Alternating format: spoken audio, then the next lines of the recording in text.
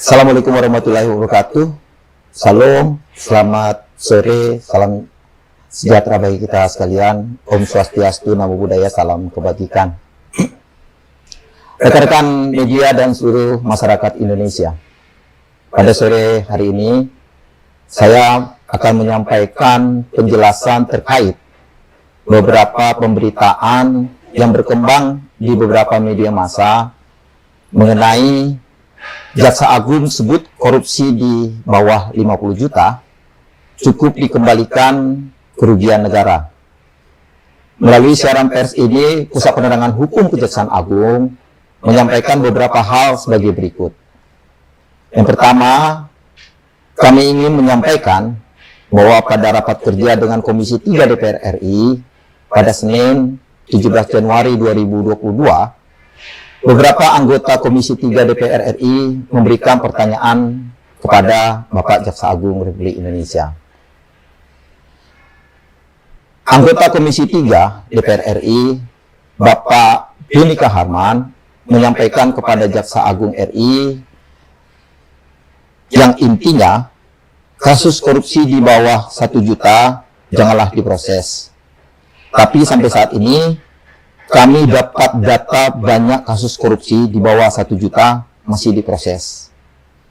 Ini kemudian dibilang hukum kita tumpul ke atas, tajam ke bawah. Alangkah baiknya kalau Pak Jaksa Agung membuat kebijakan supaya kasus korupsi 1 juta ke bawah tidak diproses.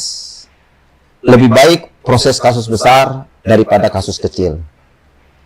Kemudian selanjutnya adalah pertanyaan yang diajukan anggota Komisi 3 DPR RI, Bapak Supriyansah, juga menyampaikan kepada Jaksa Agung RI yang pokoknya tidak sedikit kasus dana desa dengan nilai rendah yang anggaplah hanya beda 7 juta, beda 5 juta, tapi karena masuk di pengadilan, mesti ada tuntutan dan akhirnya diputus sekian tahun.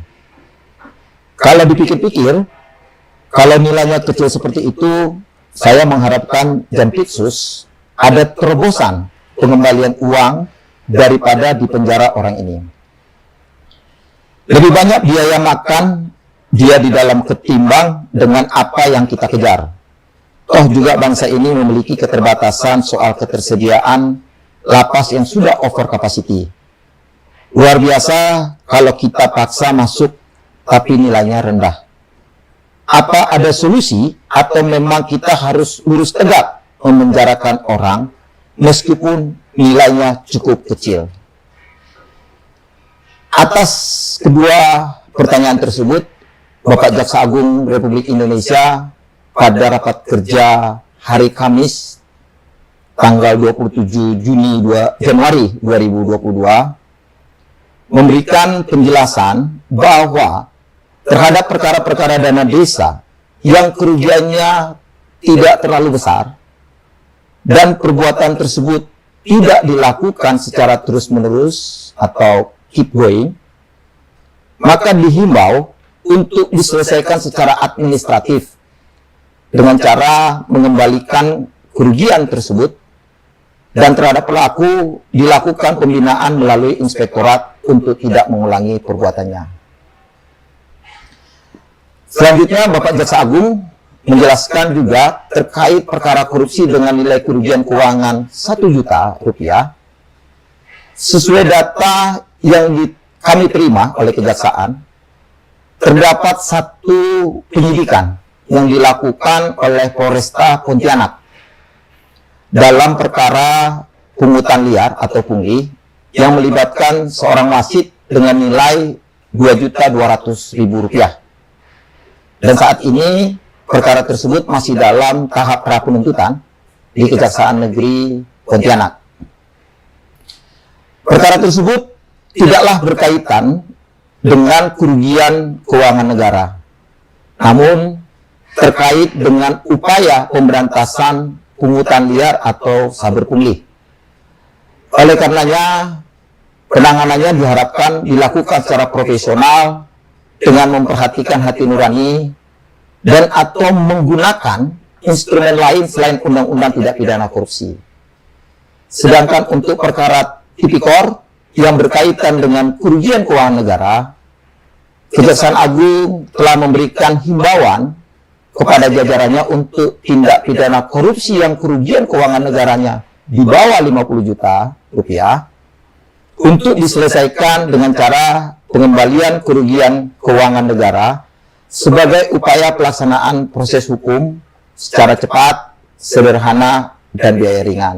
Demikian pernyataan yang disampaikan jawaban Bapak Jaksa Agung di saat Komisi 3 DPR.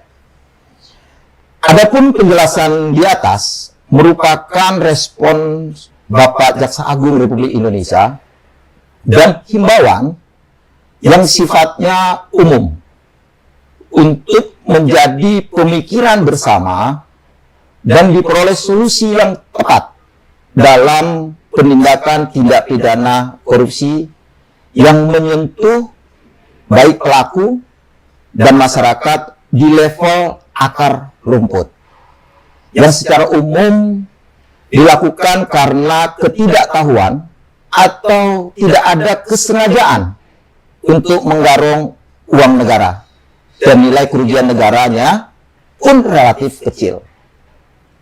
Seperti misalnya, seorang kepala desa tanpa pelatihan tentang bagaimana cara pengelolaan dan pertanggungjawaban keuangan negara.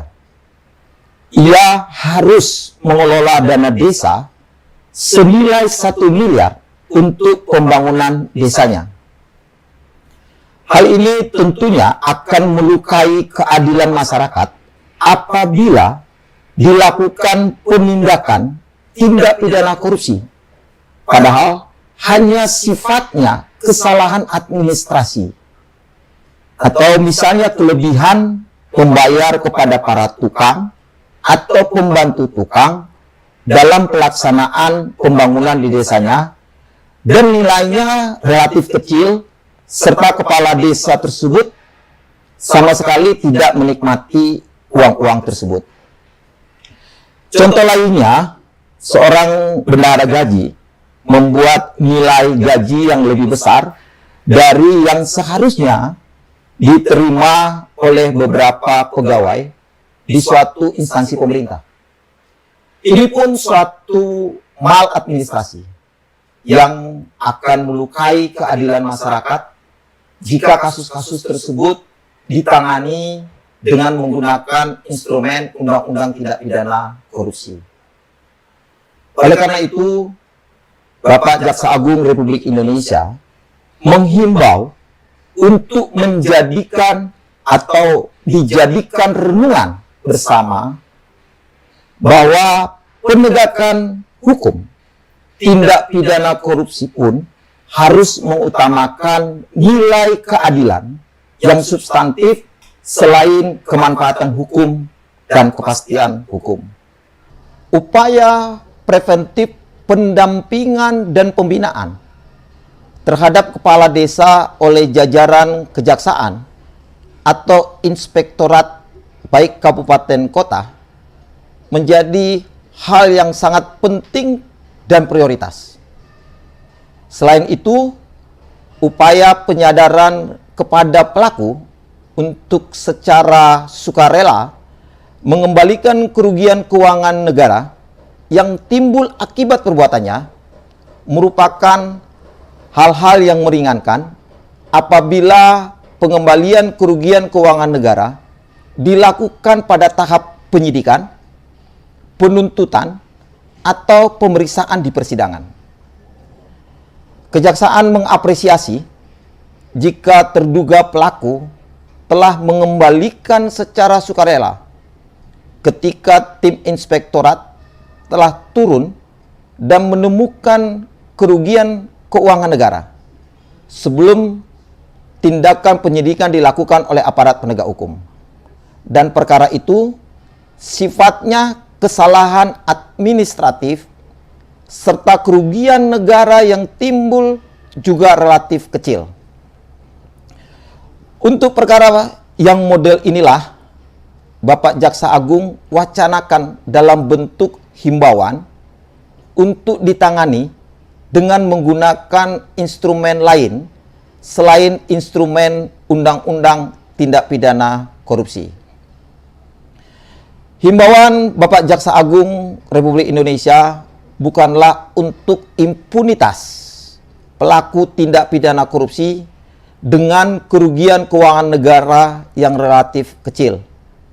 Tetapi wacana itu dibuka untuk dibahas ke publik agar penindakan tindak pidana korupsi pun berdasarkan pemikiran yang jernih atas hakikat penegakan hukum itu sendiri, yaitu pemulihan pada keadaan semula. Kedua, terkait perkara korupsi dengan nilai kerugian keuangan negara di bawah 1 juta rupiah. Sebagaimana yang telah kami sampaikan di atas, bahwa perkara tersebut tidaklah berkaitan dengan kerugian keuangan negara, namun terkait dengan upaya pemberantasan pungutan liar atau saber pungli. Oleh karena itu, Bapak Jaksa Agung Republik Indonesia menyampaikan pada saat di DPR RI agar penanganannya diharapkan dilakukan secara profesional dengan memperhatikan hati nurani dan atau menggunakan instrumen lain selain Undang-Undang Tindak Pidana Korupsi.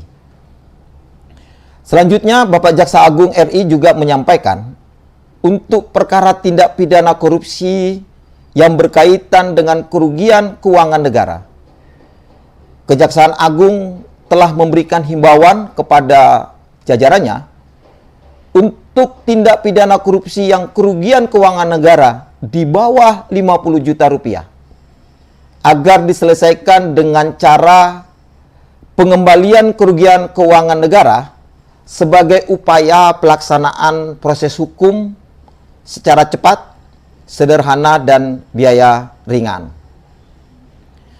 Sedangkan pandangan terkait analisis nilai ekonomi dalam tindak pidana korupsi juga perlu menjadi perhatian aparat penegak hukum, di mana dapat dibayangkan korupsi 50 juta harus ditangani oleh aparat penegak hukum, baik itu dari tahap penyidikan sampai dengan eksekusi, dengan biaya operasional penanganan perkara yang dikeluarkan oleh negara bisa melebihi dari 50 juta dari kerugian yang ditimbulkan tersebut.